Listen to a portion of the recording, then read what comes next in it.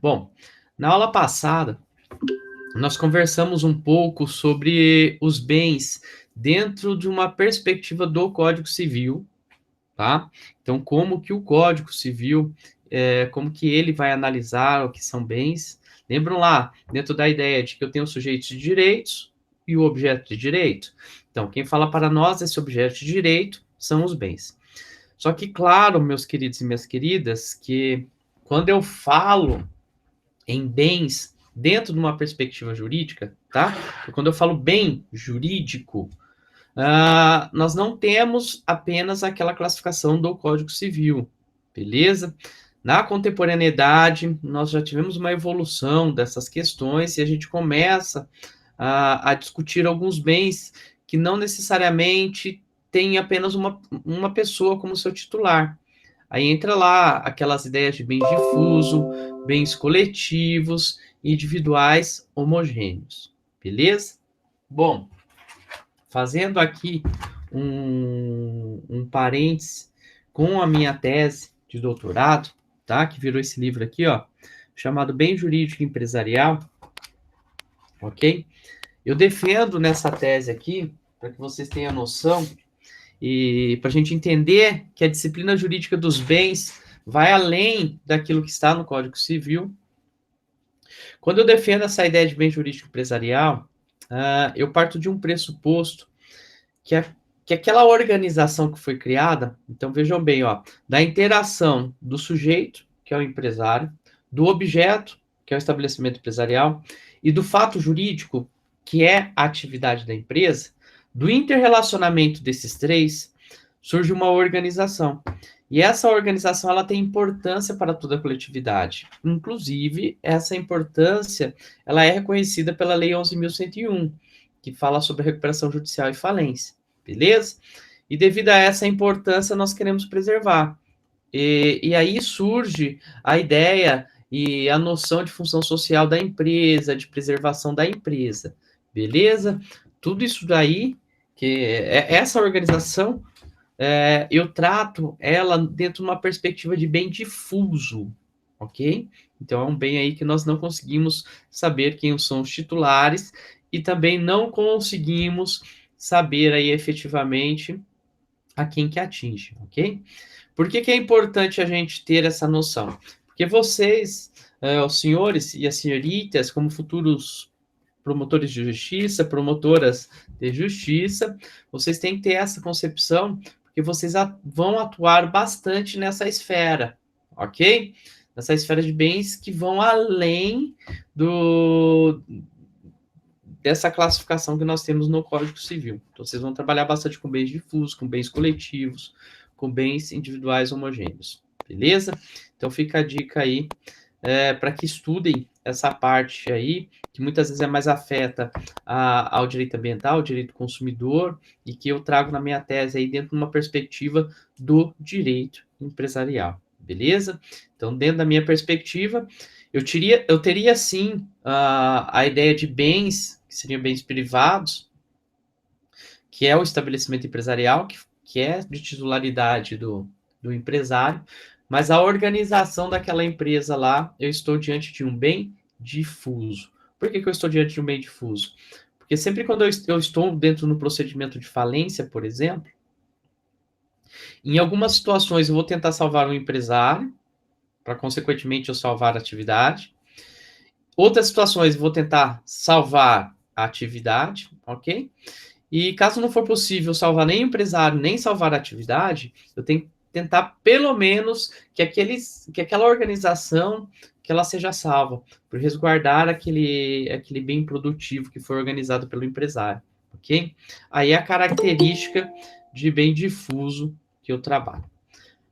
Tranquilos? Pois bem, feitas essas considerações ao que tange ao estudo dos bens, tem um ponto que é de extrema importância e que dá muita discussão na prática, tá? Que é o famoso bem de família. O que viria a ser essa questão relacionada ao bem de família? Nós temos que pensar o seguinte, ó. Lá no comecinho das nossas aulas, quando nós fomos estudar como que o Código Civil está atualmente, né? Qual que é a concepção que nós temos de direito privado? Nós vimos que há uma valorização, tá, do ser em detrimento do ter. O que que isso significa? Significa que dentro da perspectiva principiológica que nós temos dentro do nosso direito privado, dentro do nosso direito civil, nós começamos a valorizar algumas questões relacionadas à dignidade humana. A gente começa a perceber que desculpem, que os institutos jurídicos, na realidade, eles nascem com o intuito de efetivar o bem-estar das pessoas. E com isso cumprir a nossa missão constitucional, né? Que está lá no artigo 3º, que são os objetivos do Estado. Beleza? Sem contar que vem dentro dessa ideia do aprofundamento de Estado. Claro que nós temos críticas, como por exemplo do professor Ricardo Lorenzetti, em que ele vai dizer que o direito civil é como se fosse um hotel de luxo. Então todos podem entrar, né? Mas apenas alguns que conseguem efetivamente ter acesso. Claro que isso é verdade, pessoal. Isso é verdade. O problema de acesso à justiça ele é muito complicado. Porque o que acontece? Por mais que tenhamos uma política, pelo menos aqui no estado do Paraná, né, de nomeação de dativos, ou temos na região de Londrina, por exemplo, várias instituições que prestam esse serviço, muitas pessoas acabam ficando desassistidas sob o ponto de vista de assistência judiciária. Então, não são todos que conseguem, ok? E existem pessoas, enfim, que não têm o conhecimento suficiente, que acabam perdendo seus lares, enfim, acha que não tem como resolver, beleza? Claro que a gente não pode tirar os olhos dessa crítica, ok? Mas o fato é que o nosso ordenamento jurídico ele tem essa perspectiva de valorizar a pessoa humana. Pois bem, o professor Luiz Edson Fachin, hoje ministro do STF, ele tem um livro que é a sua tese de titularidade da Universidade Federal do Paraná, que ele trabalha a ideia do patrimônio mínimo, tá?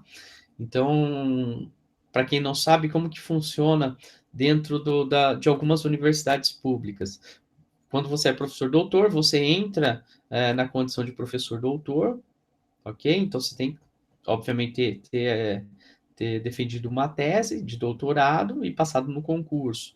E quando você está dentro da instituição, você tem outros concursos que você pode fazer. Por exemplo, a USP tem concurso para professor associado, que daí ele precisa ter uma livre docência, e professor titular.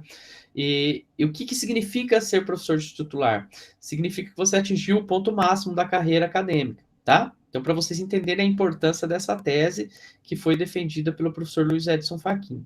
Então, o professor Luiz Edson Fachin, dentro dessa ideia de evolução da carreira enquanto professor da Universidade Federal do Paraná, tá?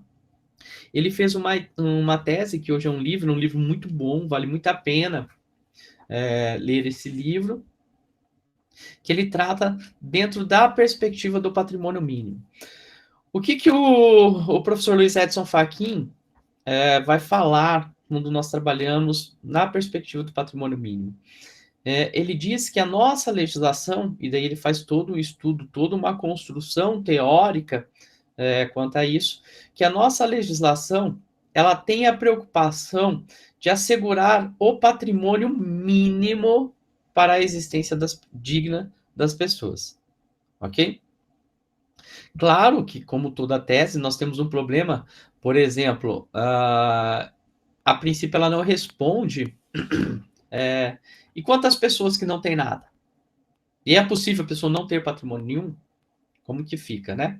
Na minha tese, eu trabalho com a teoria do umbral de acesso ao direito privado, do professor Ricardo Lorenzetti, da Argentina, que daria para complementar essa ideia aí do patrimônio mínimo, né? Que o direito privado, além de assegurar o patrimônio mínimo, ele teria que também dar condições para aquelas pessoas que querem ter acesso, né? E diante disso, o professor Ricardo Lorenzetti ele trabalha de algumas perspectivas de acesso mesmo ao direito privado, beleza? Vale a pena aí dar uma lida nessas questões. Mas o que importa aqui para nós e isso tem uma importância prática muito grande, porque vai refletir nas decisões judiciais, é que a gente precisa entender o que é patrimônio mínimo, não é verdade? O que é patrimônio mínimo? Claro que quando nós pensamos, por exemplo, salário mínimo, eu tenho uma conceituação na Constituição. Eu falo lá que o salário mínimo deve, enfim, aqui pese que ele não cumpra na prática, né? Mas a própria Constituição vai nos dizer lá o que o salário mínimo deveria comportar, vamos assim dizer. Mas quando nós falamos em patrimônio mínimo, nós não temos aí uma conceituação legal, ok? O professor Luiz Edson Fachin, em sua tese, ele vai dizer o seguinte, que para eu saber o que é ou não patrimônio mínimo, eu preciso analisar a casuística. Então, eu preciso analisar na praxe, preciso analisar no fato. O que é patrimônio mínimo para aquela pessoa?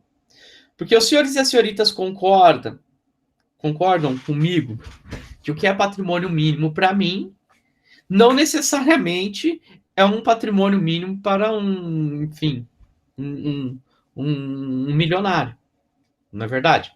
Nós temos concepções distintas e necessidades distintas. E também o que é patrimônio mínimo para mim não é patrimônio para aquela pessoa que quer auxiliar serviços gerais. Estão vendo? Porque eu vou analisar o que é patrimônio mínimo dentro da perspectiva e das condições da pessoa. Tá? Isso é importante, pessoal, porque gera muitas discussões que, eventualmente, os senhores e as senhoritas darão parecer dentro da perspectiva de alimentos. Quando a gente discute alimentos, né, a gente tem que ver essas questões relacionadas para que o término do casamento, aí, do laço conjugal, ele não afete, de certa forma, por exemplo, no bem-estar da criança. Tá? Em direito de família, nós vamos estudar algumas questões, como, por exemplo, quando se discute o dever do marido em prover sustento para a esposa. Tem um caso muito emblemático em São Paulo, em que a esposa ela entrou com uma revisional de alimentos, tá? E que ela justificava dentro dessa perspectiva, de que, assim, pode parecer fútil, tá, pessoal? Quando tantas pessoas passando fome, mas, enfim, para aquela pessoa não é. Ela falou que após o que o marido pagava e após o divórcio, ela não consegue mais fazer as viagens para a Europa que ela fazia. Então, ela pretendia aí aumentar o valor que ela recebia. Estão vendo? Nesse caso aí, ela levou uma invertida, porque acabou exonerando a pensão. Tá?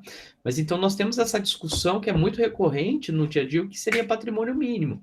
E agora, trazendo aqui para a nossa ideia de bens, né, que é o que nós vamos trabalhar na aula de hoje, eu poderia questionar qual bem que poderia ou não ser tutelado sob o ponto de vista de bem de família. Tá?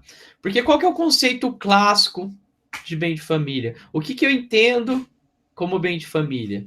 Eu vou entender como bem de família aquele imóvel que é utilizado, ok? Como residência da entidade familiar.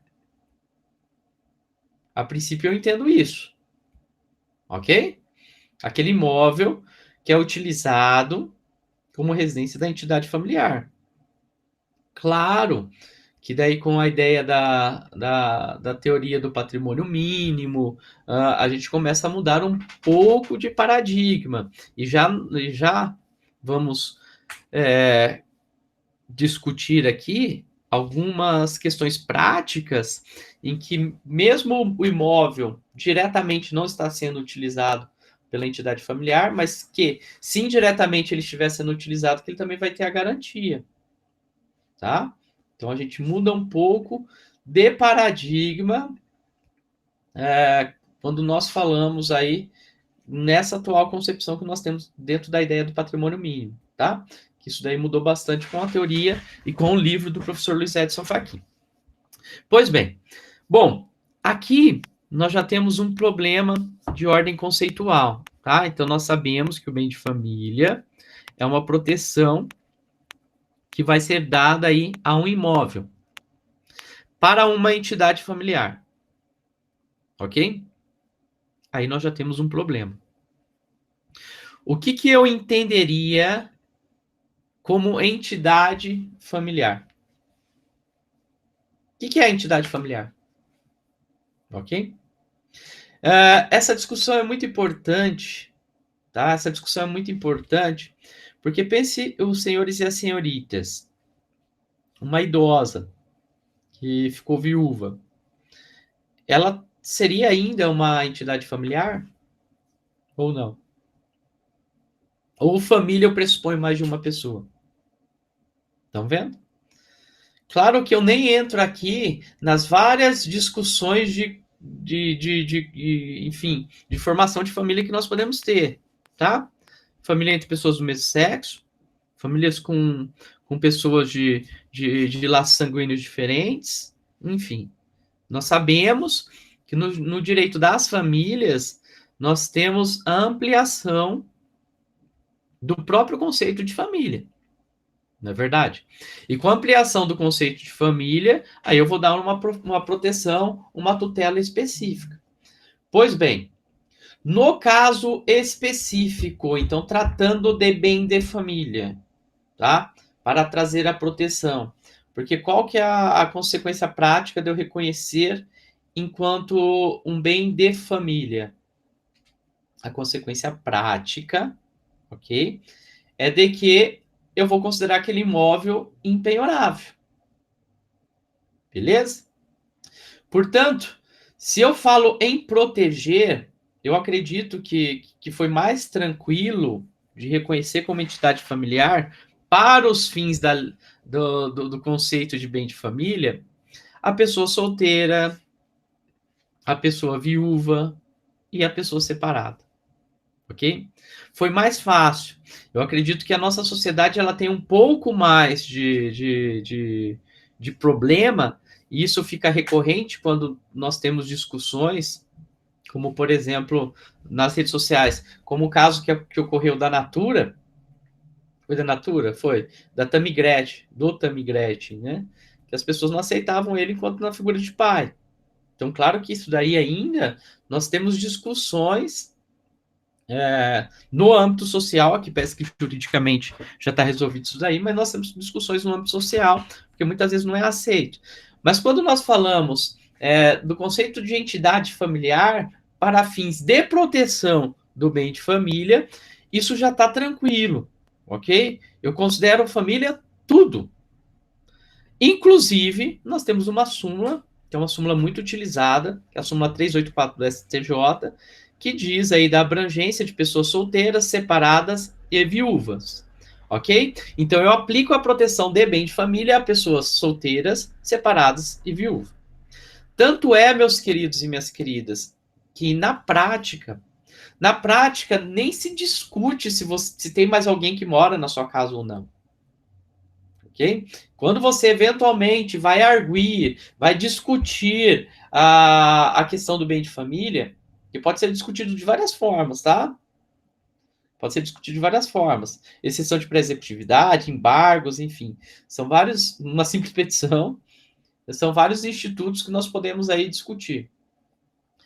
Nem se cogita discutir se a pessoa, se tem ou não mais pessoas morando naquela casa. Beleza?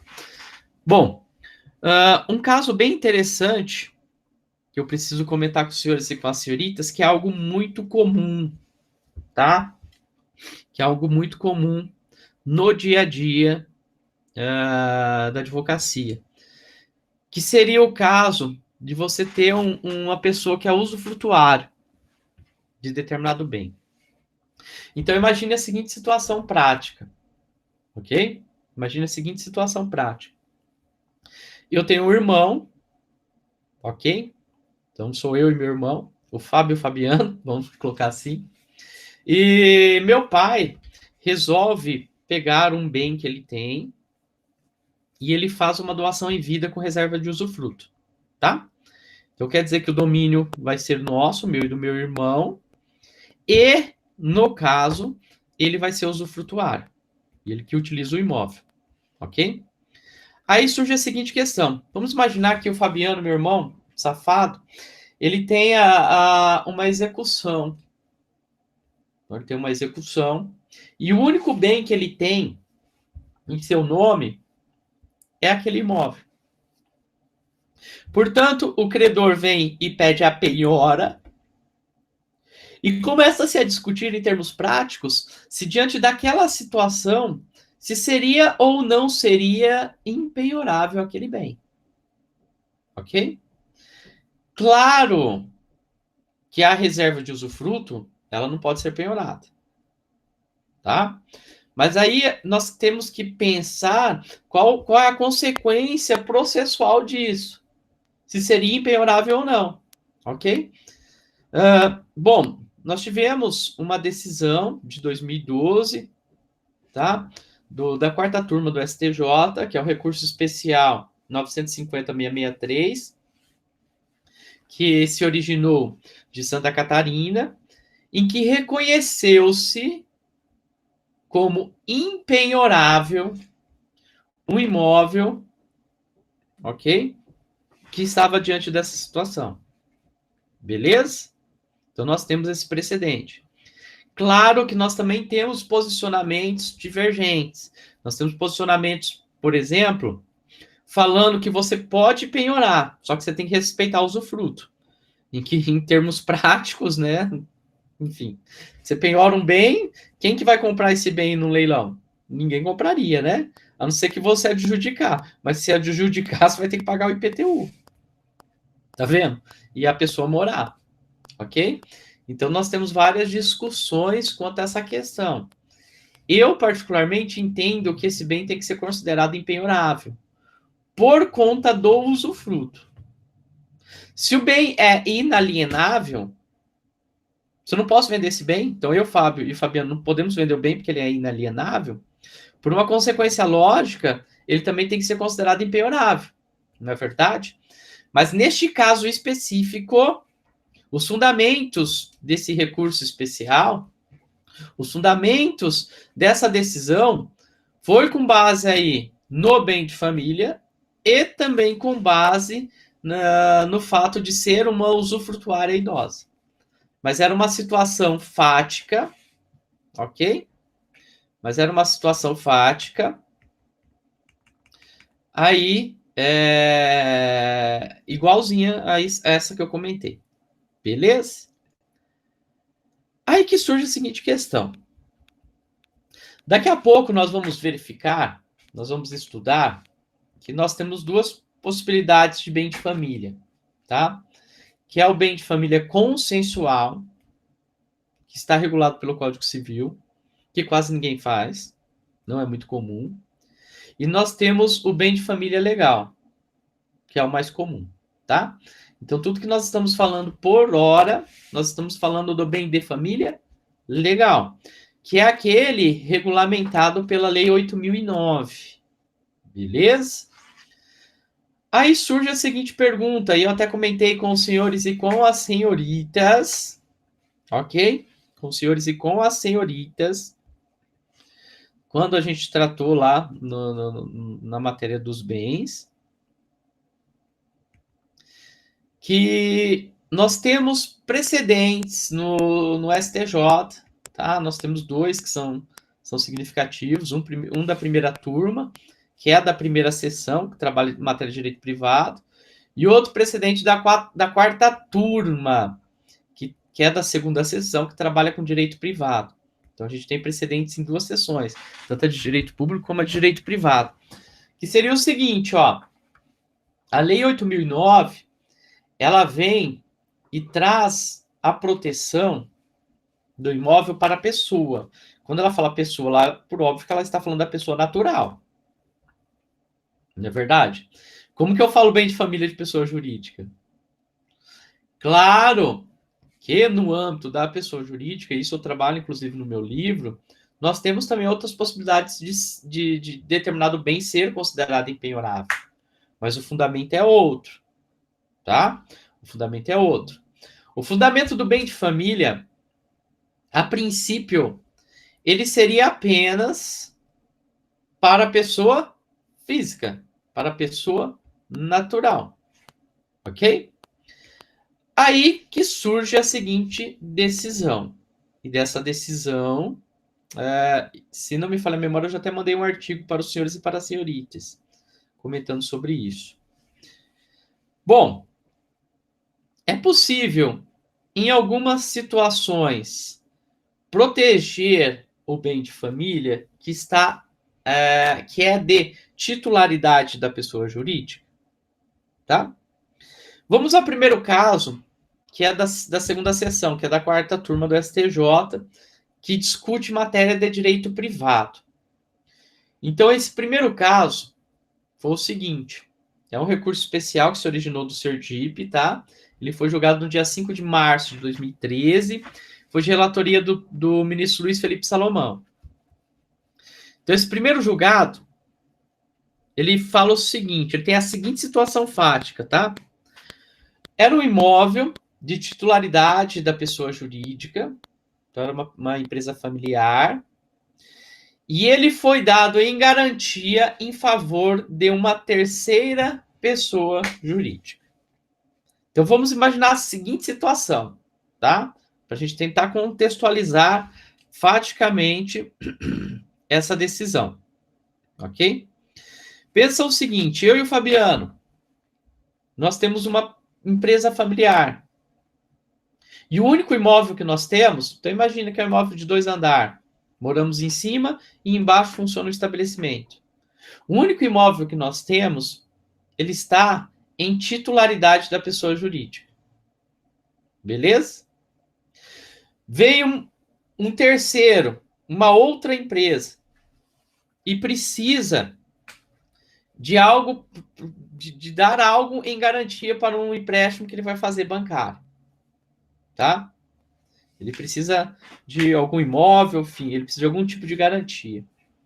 Então, essa terceira empresa, ela vem e pede para nós que essa nossa pessoa jurídica, ok?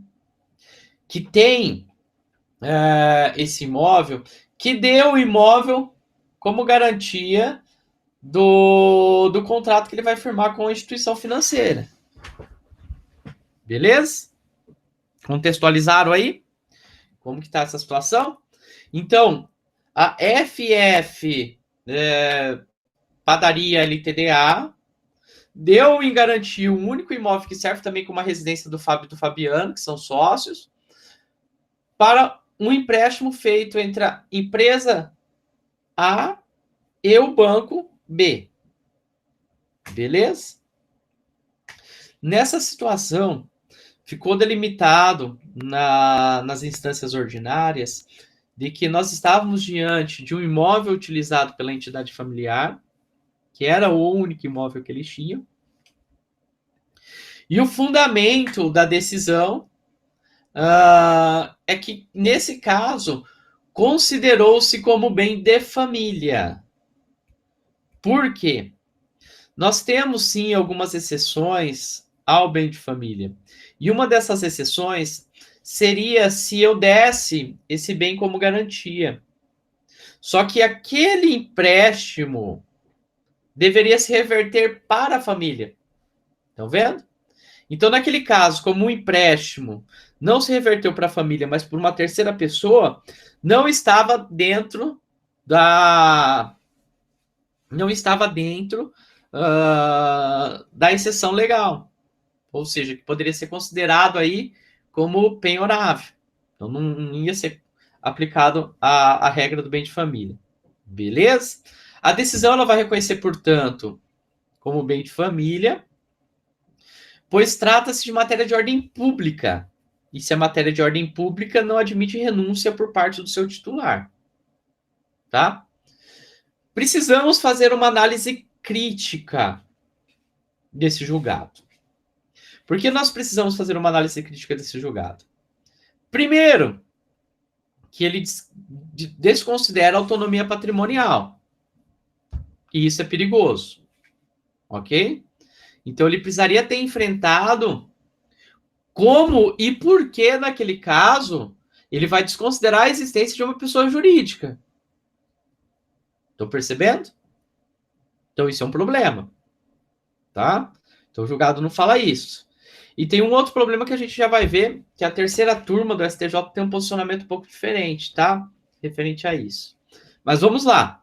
Bom, com base nessa decisão, me parece que eu apenas poderia ter dado a proteção se eu tivesse desconsiderado a personalidade jurídica. Aí que eu falei da teoria da desconsideração da personalidade jurídica positiva que eu criei. Estão vendo? Que eu proponho. Seria para essa situação. Então, primeiro, eu teria que discutir a desconsideração da personalidade jurídica. Com base em quê que eu discuto isso? Com base na confusão patrimonial. Tá vendo? O imóvel é utilizado pelos dois. Então, eu desconsidero a pessoa jurídica, considero como imóvel como se fosse das pessoas físicas e logo eu dou a proteção. Aí eu não veria nenhum problema. Ok? Diversos autores vão criticar essa decisão por, em tese, trazer insegurança jurídica para os pactos privados, né? Porque pensem bem, você em constituição financeira acreditou que era uma pessoa jurídica que estava dando aquilo lá com garantia, portanto não se aplicava aí as regras do bem de família. E outra, né? Você contou com a boa-fé nas relações negociais. Então nós temos essa problemática, tá? Mas enfim, o fato é que eu tenho essa decisão no âmbito do STJ. Agora vamos ao que eu falei quanto ao posicionamento da terceira turma, tá? Então pensem o seguinte, pessoal, para vocês entenderem mais ou menos do que eu falo dessas questões de turmas do STJ. O STJ ele tem 3 sessões. Então, assim, ele tem a composição, se não falha a memória, 33 ministros, e ele é dividido em 3 sessões. A primeira sessão é a sessão de direito público, que ela é formada pela primeira e pela segunda turma. A segunda sessão é de direito privado, que é formada pela terceira e quarta turma. E a terceira sessão é de direito penal, que é formada pela quinta e sexta turma. Tá? Então, sempre é importante, pessoal, a gente entender o entendimento dessas turmas de acordo com a sessão do que aquele nosso julgado vai ser decidido, tá? No caso da proteção do bem de família, eu mostrei aqui uma decisão da quarta turma que diz que bem de família é matéria de ordem pública, mas que não pode ser afastado por vontade da parte. Então, o que isso importa dizer? Mesmo se eu for lá e dar como garantia aquele bem, não vai ter a proteção. Aliás, o credor não vai ter a proteção de que, de fato, ele possa expropriar aquele bem. Porque aquilo ali é bem de família, matéria de ordem pública que eu não posso afastar. Tá? Esse foi o posicionamento da quarta turma, que faz parte da segunda sessão, que é de direito privado. Só que nós temos um posicionamento recente da terceira turma, tá? Qual que é a consequência prática disso? Que isso aí pode ter, eventualmente, embargos de divergência e chegar numa decisão da segunda sessão, que é composta pela terceira e quarta turma. Então, é uma possibilidade a mais de recurso que você tem. Ok? Pois bem, é um recurso especial que ele foi oriundo do Paraná. Ele é de relatoria da ministra Nancy Andrighi e ele foi julgado em 27/8 de 2019. Ok? Nesse julgado, o STJ afastou a proteção ao bem de família com base no princípio da boa-fé objetiva. Então, olha a questão. A situação fática. Foi oferecido o bem como garantia em um acordo judicial.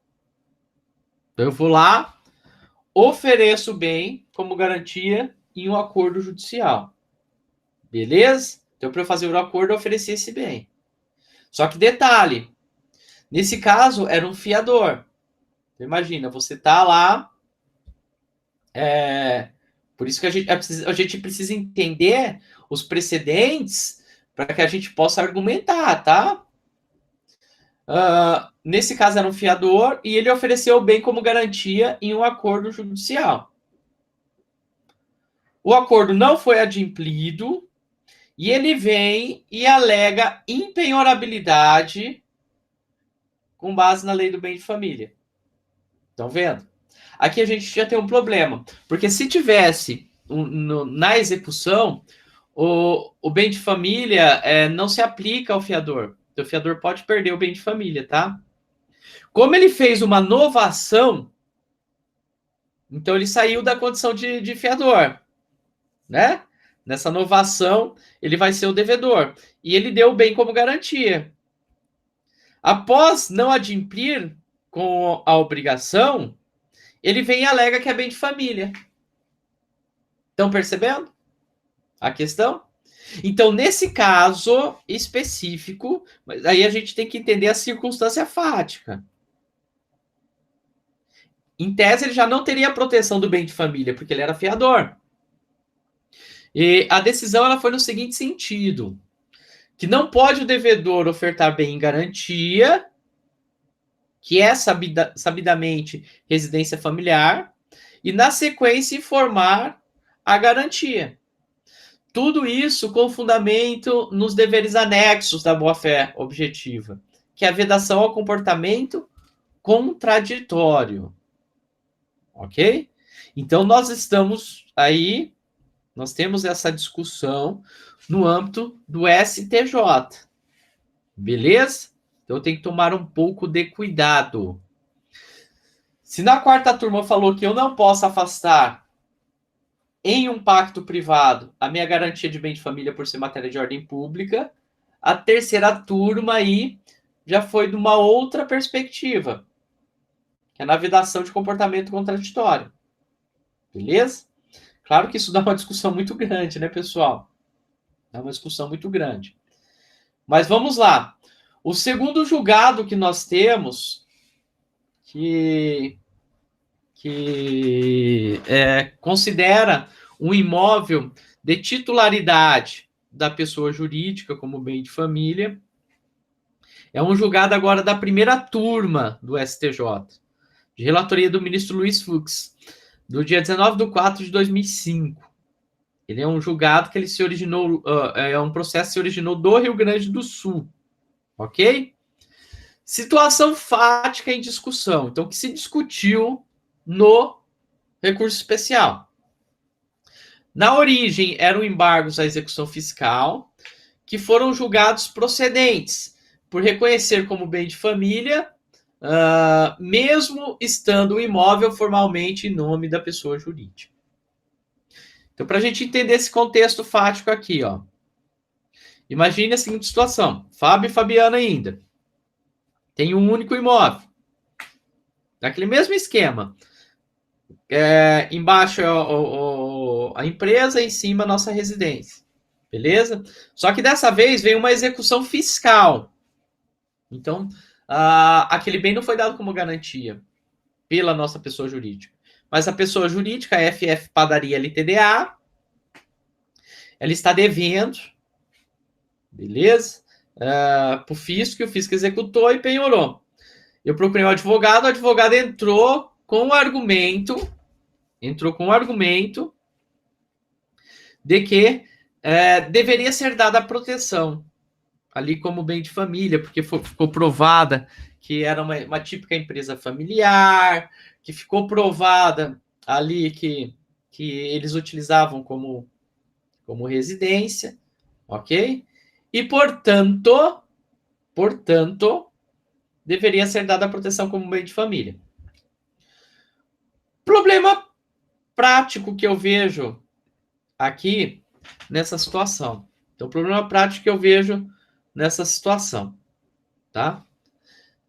O juiz de primeira instância, ele vai fundamentar da seguinte forma: ele fala, olha, não é só pelo fato de estar o imóvel no nome da pessoa jurídica que eu tenho que isso afasta a proteção. Olha, precisamos fazer uma análise crítica dessa decisão, porque me parece que é uma decisão muito complicada.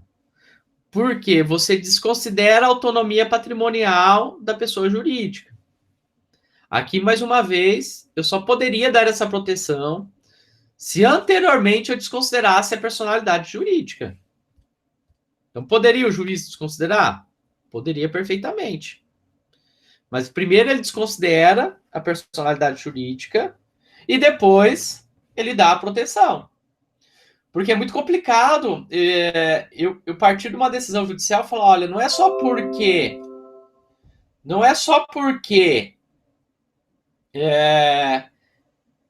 que está em nome da pessoa jurídica que eu não vou dar a proteção, porque isso abre margem para outras interpretações, não é verdade?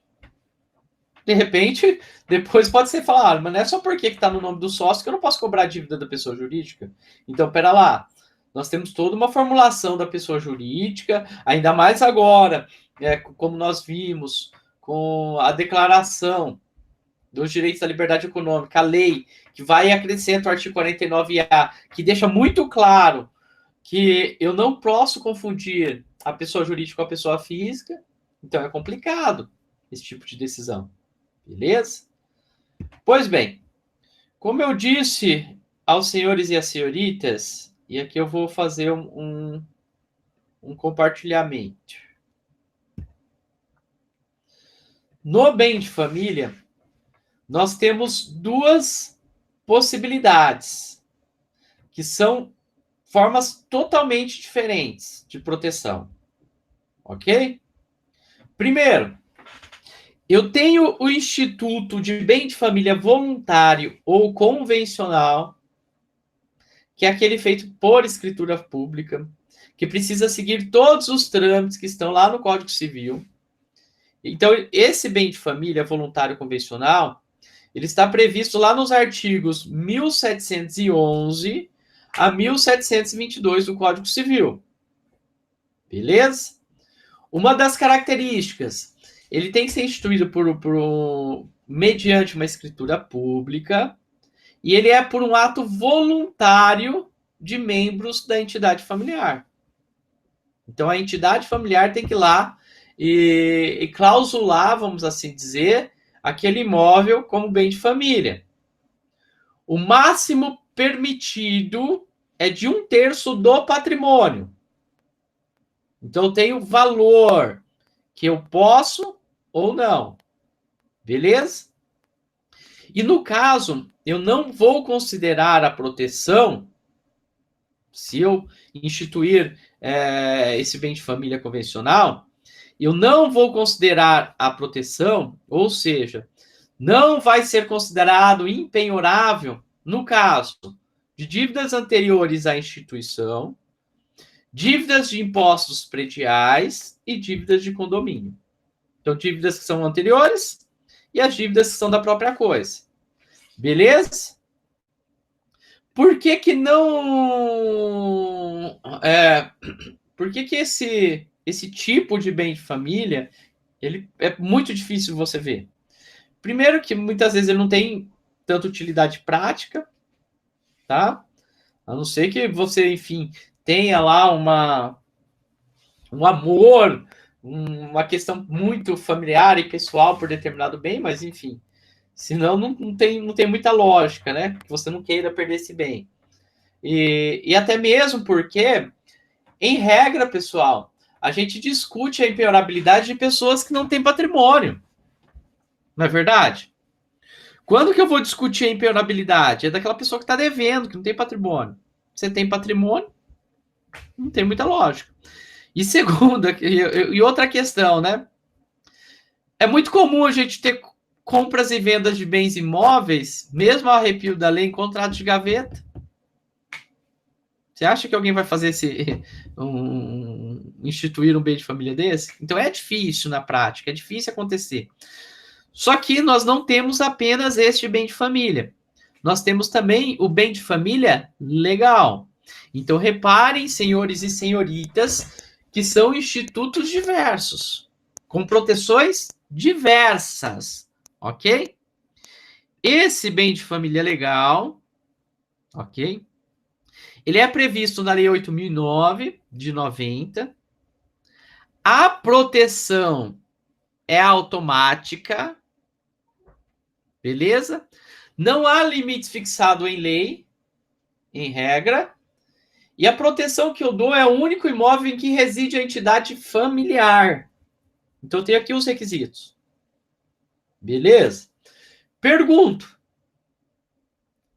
Imagine que a pessoa é dona de uma mansão. Essa mansão vai ter proteção? Sob o ponto de vista de bem de família legal? Sim, ela vai ter proteção.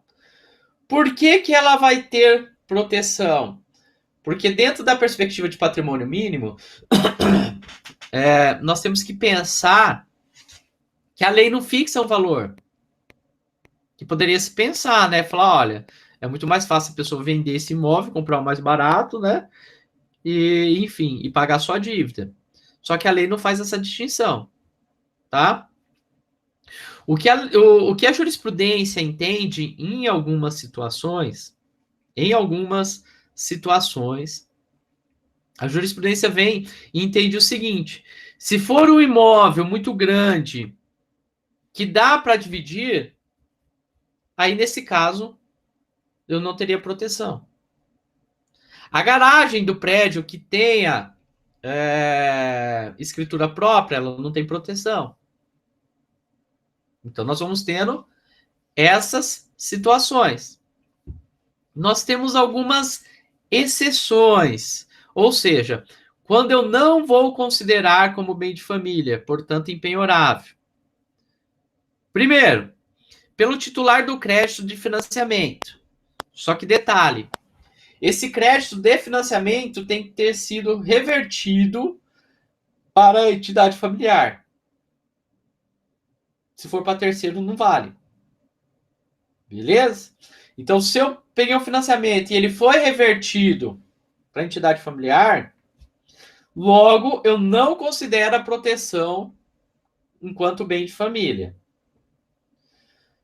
Segunda exceção, pensão alimentícia. Nós sabemos aí que a pensão alimentícia, né, ela é um crédito que tem um privilégio da mãe, inclusive que cabe prisão civil, então que sai a proteção do bem de família. Cobrança de impostos, claramente, né, que é uma dívida da coisa, aí, vamos assim dizer. Execução de hipoteca, se você adquiriu ali o bem com hipoteca, me parece razoável, né? Próxima questão, produto de crime ou execução de sentença. Então imagine que eu adquiri aquele bem, mas aquele bem ele se originou dos crimes que eu cometi. E vamos pensar que o direito penal ele gera também a condenação penal, ela gera efeitos além dos efeitos penais, que seria do primeiro da pena, da perda, enfim. Ela vai gerar outros efeitos, ok? Um desses efeitos poderia ser a questão aí da execução de sentença. Então, ó, determinado imóvel foi comprado com produto de crime, logo a parte tem que perder. Beleza? E a última exceção, e que é super discutível, que é a fiança em locação. Então, se você é fiador, se você assinou um contrato na condição de fiador, a princípio, você não tem a proteção como bem de família. Por oportunidade de um congresso lá em Barcelona, na época que eu fazia doutorado, eu escrevi com o professor Flávio Tartucci, batendo quanto à inconstitucionalidade desse inciso, tá? Inconstitucionalidade por conta do direito fundamental à moradia. E também, aqui a gente tem um problema prático muito grande. Imagine a seguinte questão, ó. Meu pai tem apenas um imóvel. Eu vou fazer uma locação comercial, que geralmente são locações de valores altos. E ele vai ser meu fiador. Beleza? Meu pai pode perder a casa dele. Eventualmente, se eu tenho uma casa e ele for querer me executar, eu não posso perder a casa, porque eu não sou fiador, é bem de família. Percebe-se? Então, vamos imaginar que o fiador pagou a dívida, perdeu a sua moradia, e no momento que ele vai no regresso, ele não vai poder executar. Por quê? Porque no caso eu dou a proteção como bem de família para o devedor principal. Então, assim, a questão da fiança, do fiador, meus caros, é uma questão muito complicada, mas complicadíssima. Por quê? Porque eu estou falando de um contrato que, em regra, é gratuito e que ele gera problema muito grande para as pessoas, problema prático muito grande. Se alguém pedir para você ser fiador, não seja, porque, olha, é algo assim inconcebível. É muito complicado, tá? Um último ponto, para daí a gente já entrar na parte da teoria dos negócios jurídicos. É um questionamento que eu fiz lá no começo, de que seria possível apenas a proteção em caso de moradia. Então imagine a seguinte situação. Eu tenho apenas um imóvel, mas esse imóvel está alugado. Com o valor desse aluguel, eu pago um outro imóvel para eu residir. É comum isso? Às vezes sim, pessoal. Eu já tive, por exemplo, um tio meu que ele morava em São Paulo, ele tinha um imóvel em São Paulo, ele alugava o imóvel em São Paulo e pagava o aluguel dele aqui no Paraná. Por que ele alugava? Primeiro, que ele não tinha certeza se iria continuar mesmo no Paraná, e segundo, que ele recebia muito mais de aluguel lá do que aqui. Recebia quase o dobro. Estão vendo? Então, olha lá uma decisão que eu mostrei aí da quarta turma. Ok? Claro, queridos e queridas, que nesses casos nós temos que tomar muito cuidado com a prova, né? Que a gente tem que provar bem essa questão. Então, ó lá. A orientação predominante nessa corte é no sentido de que a impenhorabilidade prevista na Lei 8.009/90 se estende ao único imóvel do devedor, ainda que este se ache alocado a terceiros, por gerar frutos que possibilitam à família constituir moradia em outro bem alugado, ou utilizar o valor obtido com a alocação desse bem como complemento de sua renda. Estão vendo? Então, aí, nós teríamos esta possibilidade. Deixa eu só colocar aqui, pessoal, o carregador que eu esqueci.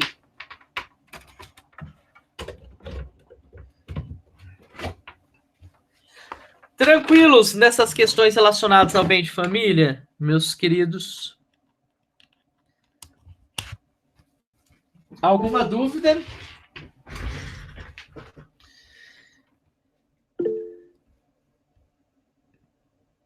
Beleza. E não havendo dúvidas, nós vamos começar agora dentro do terceiro pilar lá que nós vimos da parte geral do direito civil, que viria a ser a teoria dos negócios jurídicos. Então, nós vamos analisar agora a teoria geral dos negócios jurídicos. Deixa eu só fechar aqui e abrir o próximo. Pois bem, vamos pensar o seguinte. Vamos pensar o seguinte. Vamos pensar o seguinte. Bom, eu comentei algumas vezes que nas nossas relações do direito nós temos as pessoas que interagem com o objeto, que são os bens, por meio de fatos jurídicos, tá? Então tem essa tríade aqui, ok? Portanto, nós já vimos as pessoas, que é pessoa física ou jurídica, nós já estudamos a questão dos bens, para a gente fechar aqui a teoria geral dessa questão, nós temos que analisar os fatos, atos e negócio jurídico. E se nós pensarmos, é um dos pontos mais importantes que nós temos no direito privado. E o que eu chamo a atenção dos senhores e das senhoritas é que quando eu falo em fatos jurídicos, Isso daqui não é algo que interessa apenas para o direito civil. Vocês repararam que a parte geral do Código Civil ela vai gerar reflexos em quase todos os ramos do direito? Viram? Perceberam? Então vamos lá. O que eu tenho que entender como fato? O fato eu vou entender como qualquer ocorrência. Qualquer ocorrência. Ao adjetivar o fato com fato jurídico, nós temos que entender que é qualquer ocorrência com repercussão para o direito. Beleza? A pessoa não cumprimentar o outro é um fato? Sim. A princípio, tem repercussão para o direito? Não.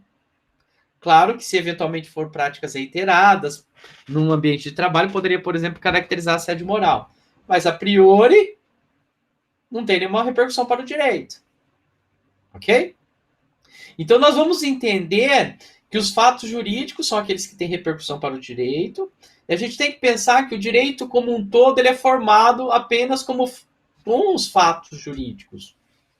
Nós vivenciamos isso no nosso dia a dia. Não é verdade? Esses fatos jurídicos que permeiam as nossas petições, os vossos pareceres, as sentenças, as decisões judiciais como um todo. Então, quando eu penso em fatos jurídicos, eu tenho que pensar que existem duas possibilidades. Aqueles fatos naturais, que nós temos que entender que os fatos naturais, eles têm também repercussões jurídicas, não é verdade? Que podem ser fatos ordinários ou extraordinários, que já nós vamos estudar cada um desses daqui. E nós temos aqueles fatos jurídicos que são fatos humanos, ou seja, que há a participação do ser humano. Dentro dessa perspectiva, nós temos os lícitos, que é um ato jurídico em sentido amplo, lato sensu, que vai se dividir em ato jurídico estrito sensu, negócio jurídico, e alguns autores falam em ato-fato jurídico. Mas nós já vamos aí estudar cada um deles. E também nós temos aí os fatos humanos, que são ilícitos, que para alguns autores não seria um fato jurídico. Beleza? Mas vamos lá. Pensando aí no primeiro fato, que são os fatos naturais, tá? Então, o fato natural, estrito sensu, nada mais é do que aquele fato que independe da atuação humana. Então, tudo que nós temos que vai ter repercussão jurídica e que independe da atuação humana. Beleza? E ali nós dividimos em fato jurídico natural ordinário, que nada mais viria a ser do que um elemento natural, previsível e comum de ocorrer. Como assim, professor? Pensem, a morte, um nascimento. Então, quando eu falo em fato jurídico natural ordinário, eu estou falando daqueles fatos jurídicos que geram consequências no mundo do direito, porque você nasceu com vida, você tem direito, por exemplo, a participar de uma sucessão. Você morreu, você abre a sucessão. Tem efeitos jurídicos, tá? É supernatural e ele está intimamente vinculado com o tempo. Então é só eu aguardar que mais cedo ou mais tarde aquilo vai acontecer. Ok? E nós temos aí, beleza? O fato jurídico natural extraordinário.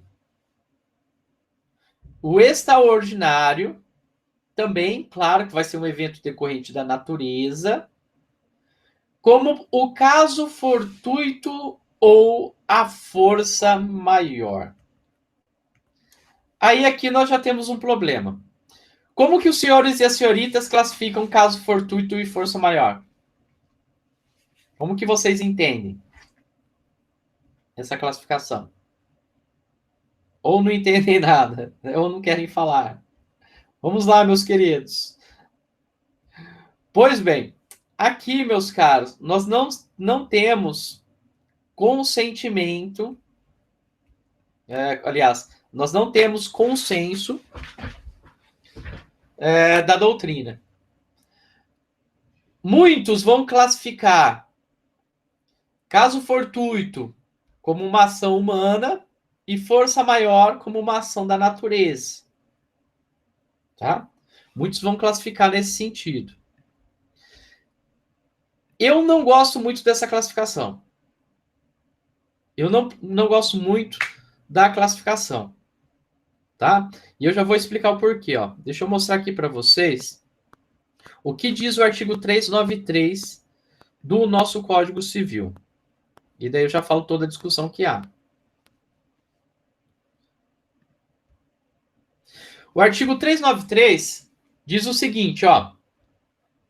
O devedor não responde pelos prejuízos resultantes de caso fortuito ou força maior, se expressamente não se houver por eles responsabilizados.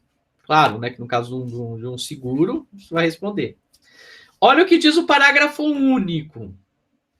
O caso fortuito ou de força maior verifica-se no fato necessário cujos efeitos não era possível evitar ou impedir.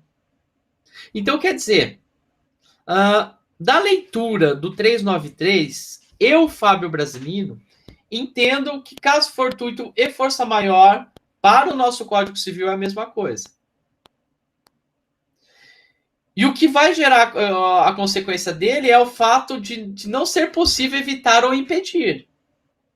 O que vai aparecer. Então, aqui, me parece que o 393 não interessa se é um ato humano ou não. Estão vendo? Então, tem que pensar, caso fortuito é coisa maior, é aquilo lá que não era possível de evitar ou de impedir. E daí, Lincoln, que independe da nossa vontade. Foi impossível evitar, foi impossível eu impedir. O professor Flávio Tartucci, ele traz a seguinte definição. Ele também não trabalha aí com a ideia aí de que caso fortuito seria proveniente de ação humana e força maior da ação da natureza. O professor Flávio Tartucci, ele diz que o caso fortuito é aquele que é imprevisível e inevitável. Ok? Que não tinha como eu prever e não teve como eu evitar. Um ataque alienígena. Já a força maior, ou o tsunami no deserto, né? Já a força maior seria algo previsível, porém inevitável. Então, alguns desastres que nós vemos aí é até previsível, mas é inevitável. Desastres naturais. Ou, por exemplo, uma bala perdida dentro da favela. É previsível, só que é inevitável, tá? Bom, para fundamentar o meu posicionamento, eu trouxe aqui duas decisões do STJ. A primeira da quarta turma, do dia 1º de dezembro de 2017, de relatoria do ministro Luiz Felipe Salomão, que ele vai entender caso fortuito ou força maior, que vai deixar claro que caso fortuito ou de força maior são sinônimos para o Código Civil. Um outro aqui da segunda turma, do ministro Castro Meira, no dia 19/10/2004, que também vai entender caso fortuito ou força maior. Então, me parece aqui que quando o Código Civil traz a palavra ou, que seria a mesma coisa, tá? Temos aqueles autores que vão fazer aquela primeira diferenciação. Falei o posicionamento do professor Flávio Tartucci, mas eu particularmente tenho um posicionamento de que seria a mesma coisa. Beleza? Tranquilo, meus queridos e minhas queridas? Pois bem, agora nós vamos para os fatos humanos, ok? Ou que eu poderia chamar também de fato jurígeno. Por quê? Eu tenho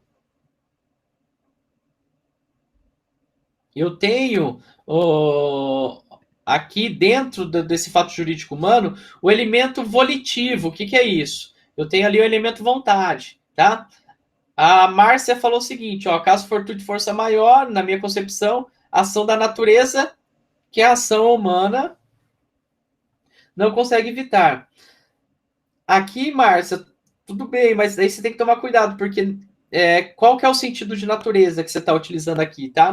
Porque tem algumas ações que ela vai ser humana. Se você entender um sentido amplo da natureza, aí beleza, né? Porque, por exemplo, assim, meio ambiente, o que é meio ambiente? Aqui nós estamos no meio ambiente, né? Mas então a gente tem que tomar um pouco de cuidado de qual sentido que você vai entender a natureza. Se é um sentido amplo, perfeito. O ser humano faz parte da natureza. Se ele faz parte da natureza, ele fez algo que causou aí, caso fortuito, força maior, então não tem erro. Mas é só delimitar esse conceito. Então a gente tem que pensar nisso porque nem todo caso fortuito ou força maior é da natureza. Muitas vezes ele decorre da ação humana.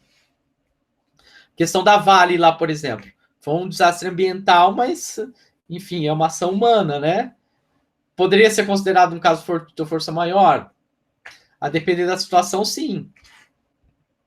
A depender de qual a relação jurídica, né? Porque pensa bem, eu tenho uma empresa naquela localidade e eu não vou poder cumprir o meu contrato porque estourou a barragem. Então, no meu caso, é um caso fortuito de força maior, para eu não cumprir o contrato. Beleza? Então, vamos lá. Agora nós vamos estudar o fato jurídico humano ou fato jurígeno, que tem o elemento volitivo. O que é o elemento volitivo? É a vontade, né? Pois bem, dentro dessa classificação de fato jurídico humano ou fato jurígeno, nós temos o ato jurídico em sentido amplo ou ato jurídico lato sensu, que vai ser um ato voluntário, beleza? Então nós vimos aí, ó, dentro dessa tabelinha vocês estão vendo aí, que é o ato jurídico lato sensu ou ato jurídico amplo. Estou colocando aqui os conceitos que os autores trabalham, tá? Esse ato jurídico em sentido amplo, ou ato voluntário, como queiram chamar, ele se divide em três. Primeiro, nós temos aquele ato jurídico em sentido estrito, que nada mais é do que ele vai se configurar quando houver um objeto de mera realização da vontade do titular. Ou seja, eu não crio nada. Não há uma composição. Beleza? Querem ver um exemplo? Eu tomar posse de um imóvel. A lei já vai definir essa questão da posse. Querem ver um exemplo? Eu reconhecer a paternidade. A lei já vai definir essas questões, ok? Então, o ato jurídico em sentido estrito é quando a pessoa realiza a sua vontade, só que independe de uma composição. E eu não crio nada, tá? Porque o que acontece?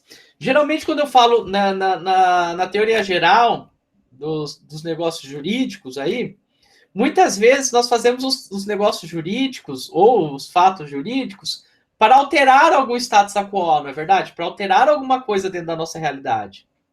Só que esse ato jurídico, em sentido estrito, não. Eu altero sim, com a minha vontade, mas eu não crio nada, porque a lei que já diz. Beleza? E eu lembro uma vez, quando eu estava na faculdade ainda, e uma senhora, ela foi lá no meu dia de núcleo de prática. Como todos os senhores e a senhorita sabem, núcleo de prática é tenso, né? Algumas questões.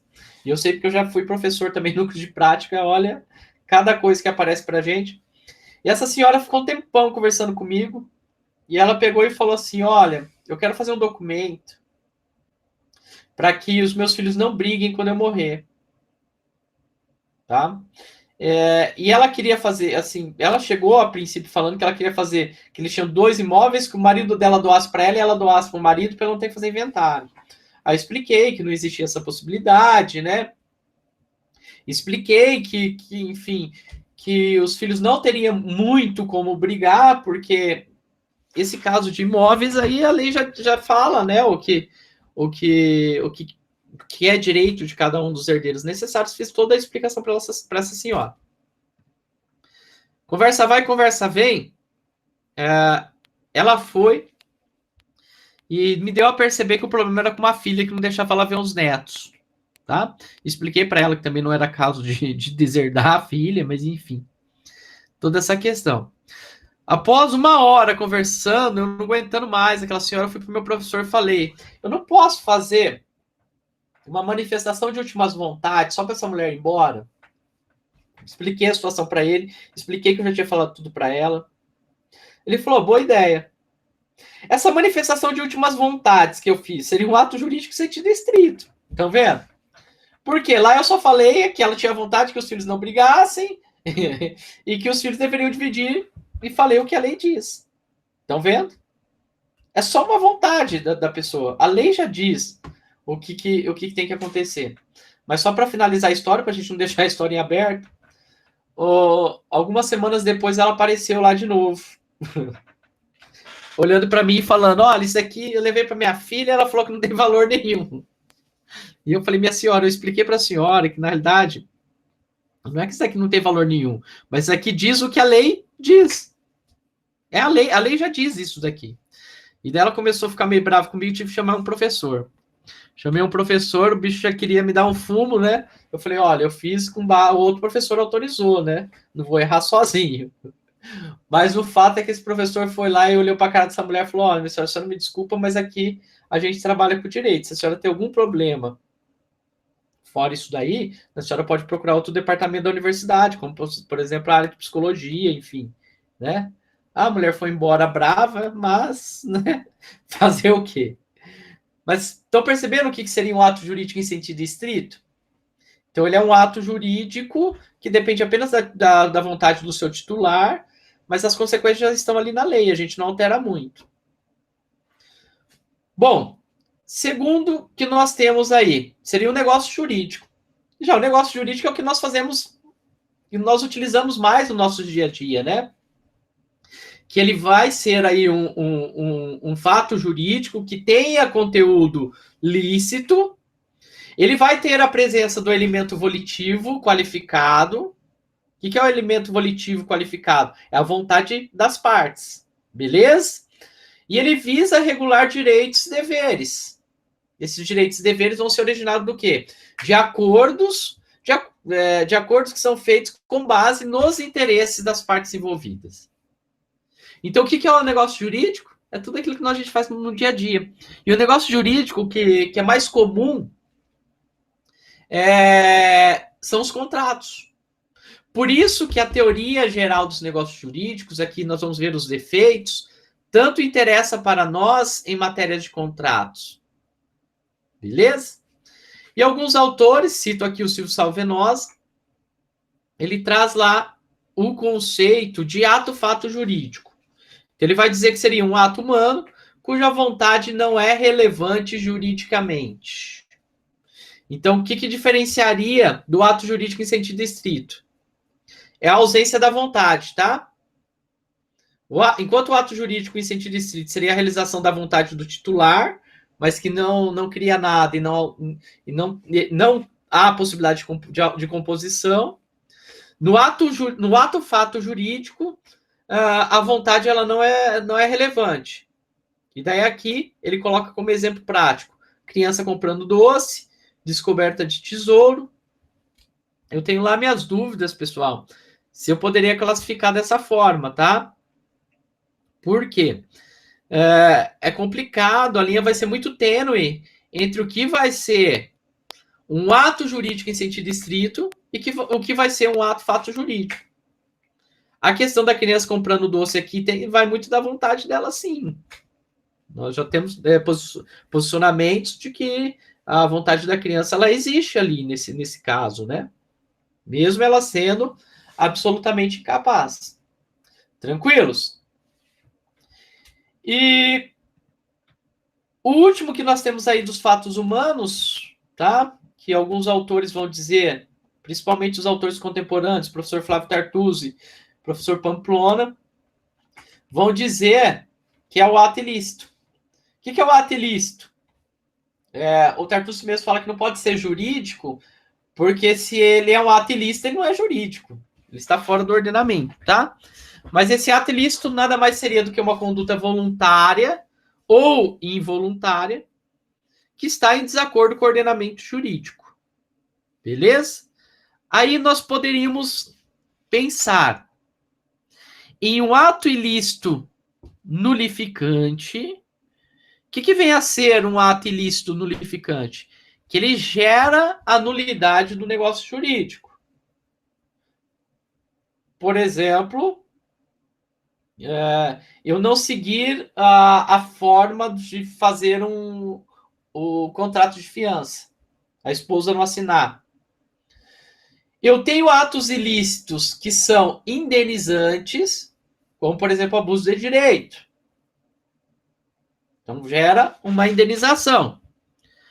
Ou eu tenho alguns atos ilícitos, alguns atos ilícitos que são caducificantes. Ou seja, são aqueles atos que faz eu perder o direito. Beleza?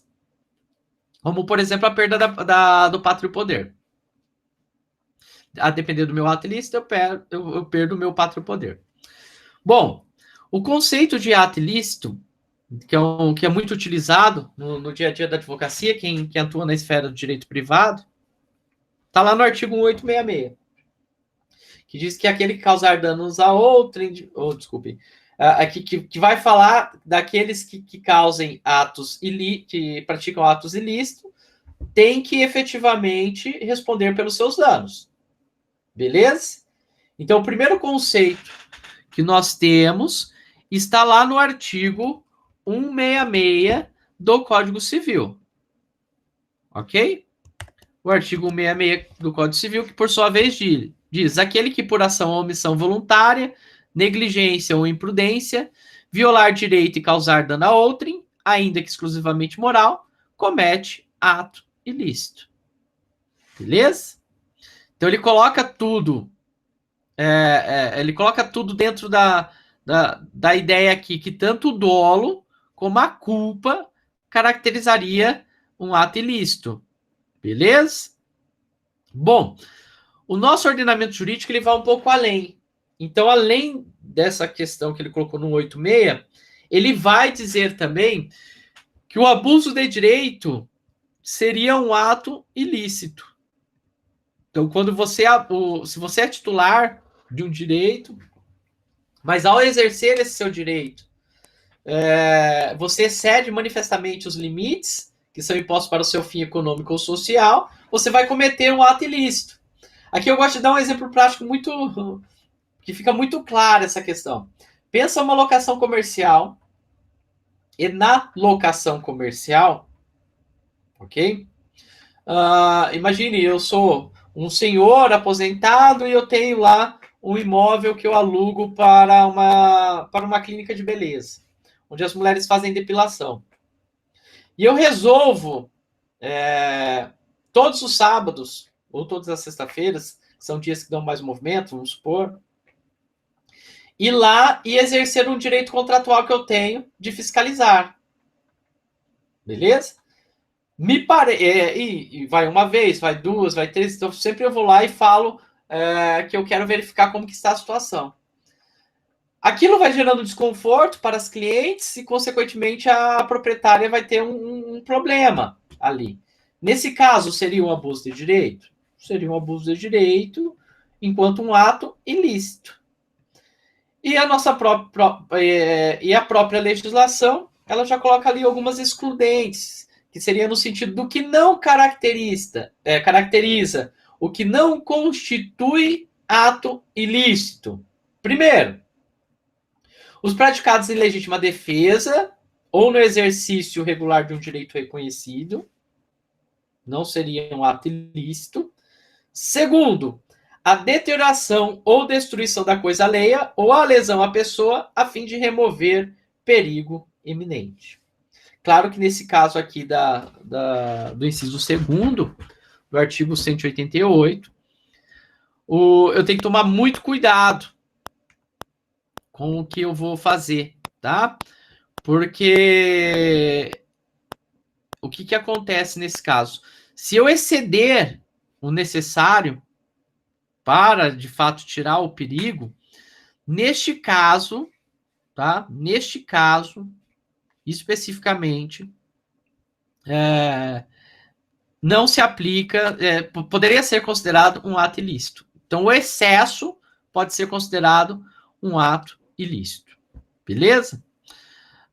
Algumas considerações aqui, finais, para a gente já passar para os elementos constitutivos. Então, algumas considerações finais do ato jurídico em sentido estrito. Nós vimos que aquele ato jurídico em sentido estrito, tá?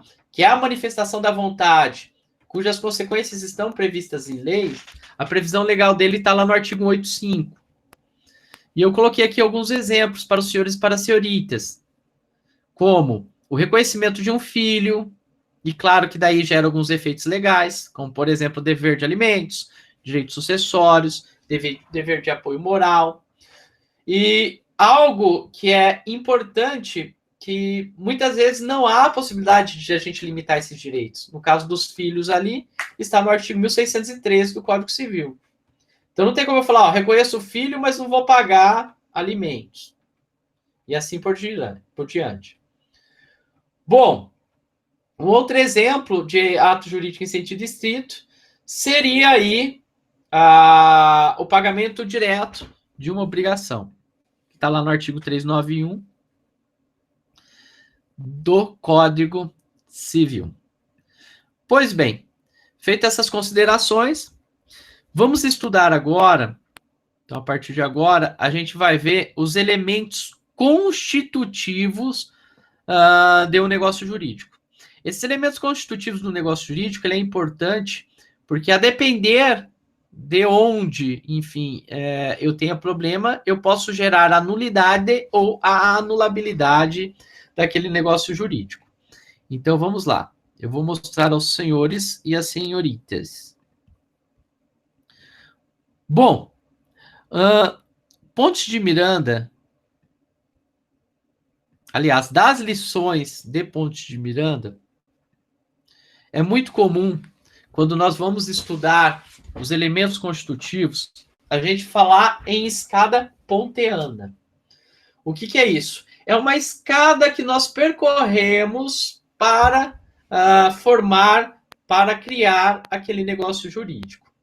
Essa escada, ela é composta de 3 planos, beleza? Primeiro, nós teríamos o plano da existência. Então, no plano da existência, nós teríamos os elementos mínimos para um negócio jurídico. Reparem que aqui, no plano da existência, só tem apenas substantivos. Então, agente, beleza? Se falta algum desses itens no plano da existência, aquele negócio jurídico sequer existe. Consequentemente, não tem como eu passar para os outros planos, não é verdade? Por isso que é uma escada. O segundo plano que nós vamos ter é o plano da validade. Então, no plano da validade, aqueles substantivos que estão no plano da existência, eles vão receber os adjetivos. Agente capaz. Beleza? Há autores que vão dizer que o nosso Código Civil, ele colocou o plano da validade junto com o da existência. Está tudo lá no artigo 104 do Código Civil. E, por fim, nós temos o terceiro plano, que daí esse terceiro plano aí, não necessariamente ele vai gerar, aliás, ele não traz consequências de nulidade ou anulabilidade, mas sim consequências relacionadas à eficácia ou não daquele negócio jurídico, que é o terceiro plano da eficácia, que estão os elementos relacionados com a suspensão e resolução de direitos e deveres. Ou seja, é aqui que nós vamos ter os efeitos gerados pelo negócio jurídico. Ok? Então, vamos analisar lá, ó. No plano da existência, o que nós precisamos ter? O agente, que seria a pessoa, a vontade, porque se eu penso em negócio jurídico, automaticamente eu tenho que ter esse elemento volitivo, tá? Que é a vontade. O objeto, que se eu falo que eu vou alterar algo que está no status quo, se eu vou transformar aquilo lá, eu preciso ter o objeto. E a forma. Como que eu vou fazer esse negócio jurídico, ok? Claro que no plano da existência, aqui a gente não discute validade ou invalidade no negócio jurídico. Por exemplo, compra de droga. Existe? Sim. No plano da existência, sim. Só que daí vai ter problema no plano da validade. Contrato de prestação de serviços sexuais. Aí já se discute, né? Vale ou não vale? O objeto é lícito ou não é lícito? O STJ entendeu em uma decisão que era lícito. A mulher prestou serviços sexuais, o cara não pagou, ela executou. Estão vendo? Então a gente já tem essa mudança aí de paradigma, mas já a gente conversa mais sobre isso. Pois bem, o plano da existência, uma vez que eu preenchido, eu tenho que ir para o plano da validade. E geralmente, nos processos, nós discutimos os negócios jurídicos, ou, por exemplo, se você for dar um parecer em um negócio jurídico, ou enfim, um acordo, por exemplo, de família, você vai ver a questão do plano da validade, tá?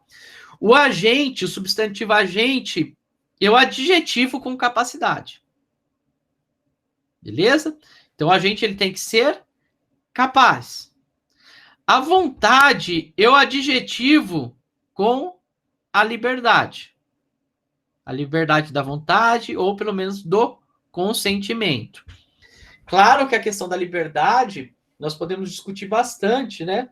Porque quando você vai num banco e faz um empréstimo para pagar dívida, não é tão livre assim, né? Mas teve o seu consentimento porque você aceitou. Beleza? Objeto tem que ser lícito, possível e determinável. Determinado ou determinável, né? Então, a licitude, a possibilidade e a determinabilidade. E a forma tem que ser adequada.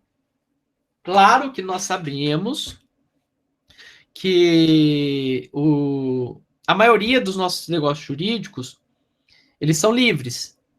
A maioria dos nossos negócios jurídicos são livres, ok? Mas alguns exigem adequação da forma. Paramos aqui no plano da validade, esse negócio jurídico, ele já alterou, né, o mundo do direito.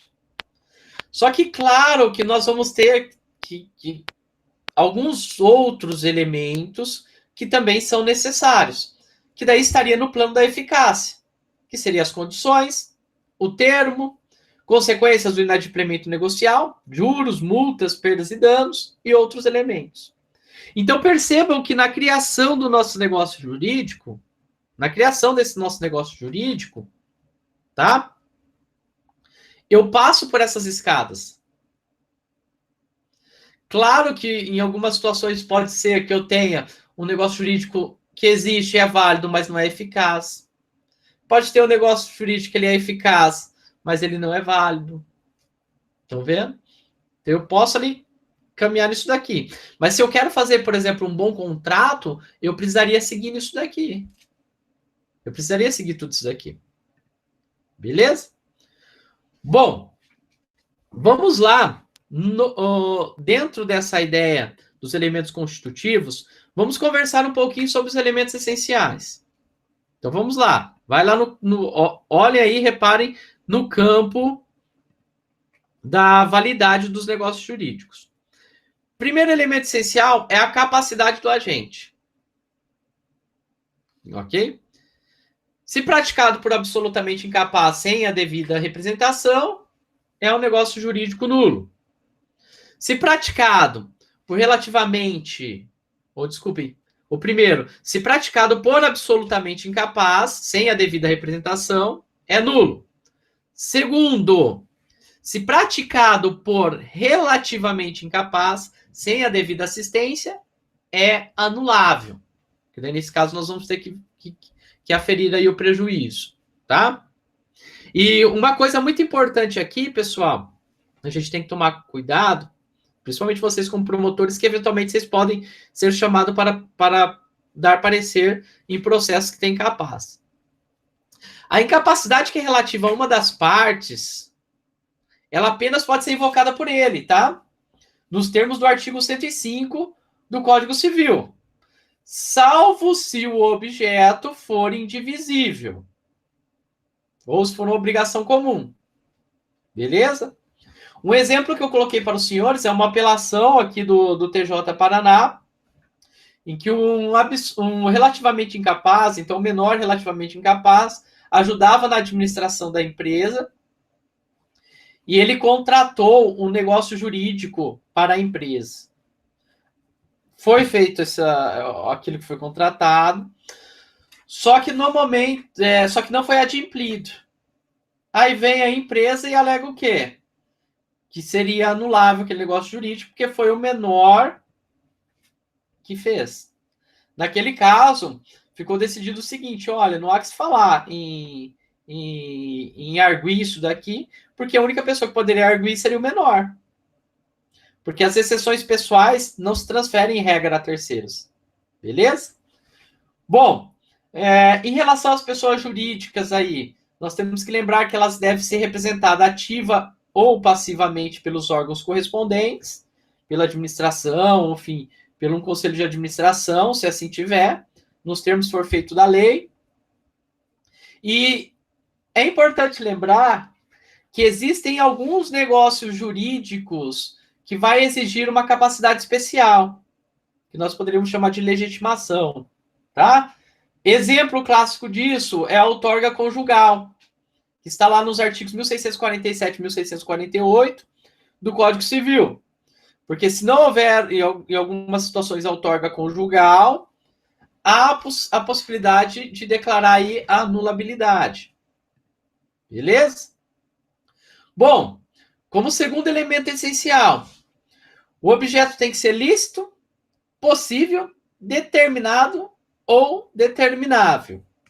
Aqui, meus queridos, nós temos uma discussão de que o objeto deveria seguir a moral, os costumes, enfim, tem toda uma definição nesse sentido.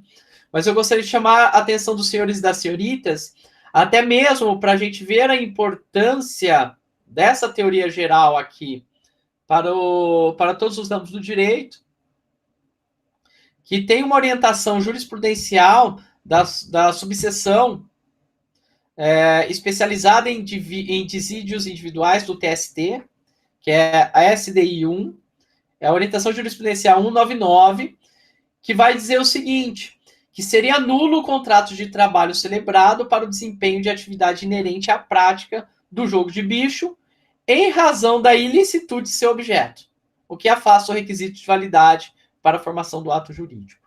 Tá? Então, a ilicitude do objeto pode gerar a nulidade. Por isso que eu falei da questão lá de um contrato de prestação de serviços sexuais, se ele seria válido ou não. Tá? O STJ caminhou no sentido de ser válido. Bom, terceiro elemento essencial, vontade ou consentimento livre. Então, eu preciso, ok? Ter a vontade ou consentimento livre. Bom, aqui nós temos dois artigos que nós podemos analisar. O primeiro artigo seria a questão, artigo 111. O silêncio importa a anuência quando a circunstância ou os usos o autorizarem e não for necessária a declaração de vontade expressa. Então, aquela coisa de que cala inconsciente, nós temos que ver a circunstância, nós temos que ver os usos e costumes. Beleza? Exemplo. Vão em algumas alguns estabelecimentos comerciais. Por exemplo, a Choperia Pinguim, no Rio, em Ribeirão Preto. Você vai lá, se você marcar o seu copo vazio, os caras já trazem outro, nem perguntam. Estão vendo? Então, quando você não quer, você já tem que tampar ali, porque senão o garçom traz. Vai na Gelobel, em Londrina, muitas vezes é assim também, tá? São negócios jurídicos? Sim. Depois você não poderia falar, não aqui porque eu não queria, né? Então, a circunstância vai permitir. Beleza? E um ponto interessante que o artigo 112 traz, que ele traz aí uma característica subjetiva na interpretação da vontade aí, ou do consentimento. Porque ele diz o seguinte, ó, artigo 112 do Código Civil. Nas declarações de vontade, se atenderá mais à intenção nelas consubstanciada do que ao sentido literal da linguagem. Então, sempre eu tenho que ver a intenção, uma questão subjetiva. Beleza? Por que o código pensou dentro dessa perspectiva? Nós temos que pensar que a maioria dos negócios jurídicos são feitos por pessoas simples. Portanto, se eles são feitos por pessoas simples, eu tenho que verificar de fato a vontade, que nem sempre eles vão saber escrever, né, de acordo adequado. E aqui eu trouxe alguns casos. Um caso que eu trouxe é do segundo tribunal do segundo extinto Tribunal de Alçada Civil de São Paulo, que era um contrato de locação em que se discutia o seguinte: era um contrato de locação que não deixava lá muito claro se a parte lateral do prédio, se ela poderia ser usada como publicidade ou não. Tá? E houve uma discussão quanto a isso, e nesse caso o que se verificou foi o posterior à execução do contrato, então aquilo era comum. Entenderam? Então qual que era a vontade das partes? De fato era aquilo.